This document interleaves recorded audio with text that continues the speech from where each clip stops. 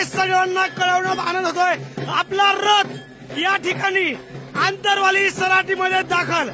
मित्रांनो पाहू शकतो जोरदार अशी तयारी आंतरवाली सराटीमध्ये आणि जबरदस्त नजारा।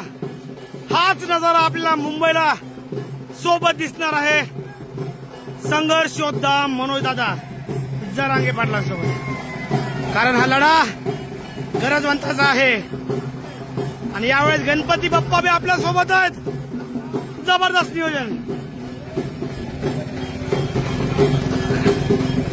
माहोल आहे आज 25 ऑगस्टलाच आंतरवाली सराटीमध्ये माहोल, जबरदस्त असा माहोल।